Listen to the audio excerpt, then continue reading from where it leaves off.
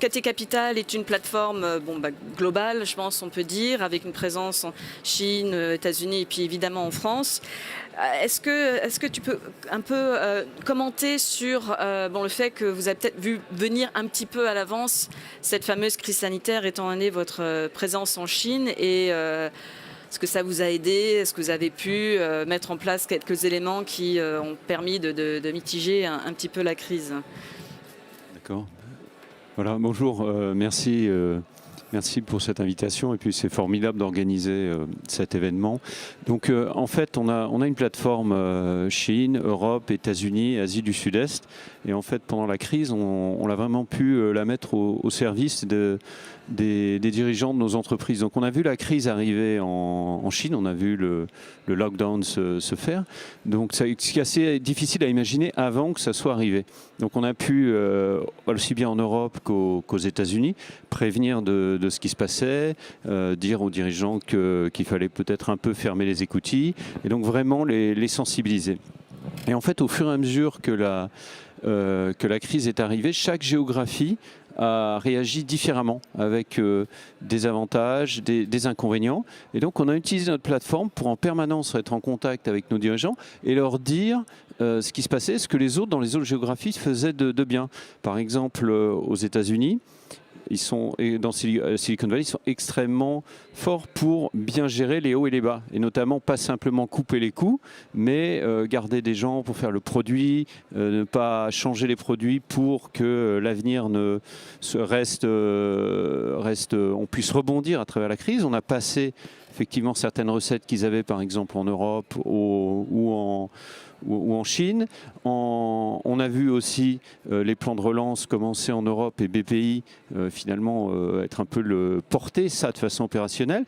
Et aux États-Unis, on n'avait personne pour porter ça. Donc on a conseillé à certaines de nos sociétés finalement d'aller voir le gouvernement. C'est ce qu'ils ont fait. Et ils ont pu, par exemple, certaines think-tech porter les aides, etc. Ce qui les a aidés. Ensuite, et on a fait ça pendant plusieurs mois. En Chine, on a vu, parce que là encore, il y avait un peu d'avance dans le calendrier, on a vu avec étonnement certains secteurs qui montaient bien à cause de la crise, où la crise était un accélérateur du digital et d'autres pas. Donc on a donné, comme les causes produisent un peu les mêmes effets, on a donné en avance un peu une sorte de tendance aux dirigeants et de même, en sortie de crise, est-ce qu'à la sortie de crise, on est après que le lockdown soit fermé, des questions comme est-ce qu'on est à 75% d'avant ou à 50% suivant les cas. Donc il y a tout un ensemble de choses. On a pu mettre notre plateforme en pratique pour faire circuler les idées, les recettes et soutenir les dirigeants et mieux, et d'ailleurs continuer d'investir. Ça nous a aidé à avoir continuer d'investir parce qu'on voyait certaines sociétés continuer de bien se développer. Voilà. Très bien, continuer à investir, je pense que c'est en effet ce que tout le monde espère. Merci beaucoup, Denis.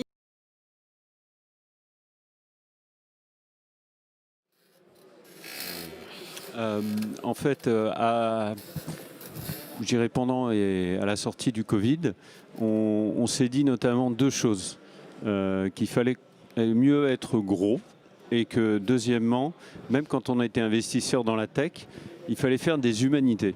Donc pourquoi être gros? Parce qu'on pense qu'on a eu une crise du Covid qui s'est passée, mais il y aura d'autres crises. Le monde va aller de façon de plus en plus violente et il y aura des à-coups. Quand ce n'est pas le Covid, ce sera malheureusement autre chose. Et donc si on n'a pas une taille suffisante, on risque d'être balayé par un de ces à-coups. Et donc on a accéléré certaines de nos implantations. Par exemple en Asie du Sud-Est, on avait ouvert un bureau avant le Covid. On aura non pas une personne, mais 4 personnes à la fin de l'année. On a augmenté de 30% notre bureau aux États-Unis. Et donc on a finalement embauché et on va ouvrir sans doute une autre géographie pour être vraiment une plateforme d'investissement globale capable de résister aux à-coups et d'investir au meilleur endroit, au meilleur moment et sur le même sujet parce qu'on se passe l'information. La deuxième chose, quand je dis faire des humanités, quand on regarde notre portefeuille, finalement, ce qui a le mieux marché au niveau du digital, c'est ce qui avait le plus gros impact social.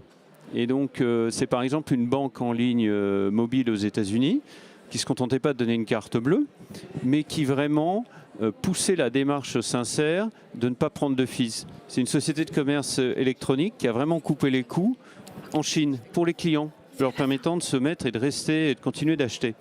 Et donc, on est convaincu que ces investissements dans la tech, ceux qui vont très bien marcher et pendant longtemps, seront ceux qui vont générer une utilité sociale maximale. Et donc dans tout notre processus d'investissement, bon, on avait certes ESG, et on rajoute complètement l'impact, et c'est consubstantiel. L'impact créé par nos sociétés est consubstantiel à la façon dont on investit dès le premier rendez-vous. On signe des lettres avec les dirigeants, on mesure l'impact, on va reporter, et parce qu'on considère qu'en se mettant dans cet état d'esprit, en travaillant là-dessus et en faisant finalement une raison aussi grande que la raison économique, c'est là où on va pouvoir être dans les grands sujets et naturellement investir sur ce qui marche et qui devient très gros.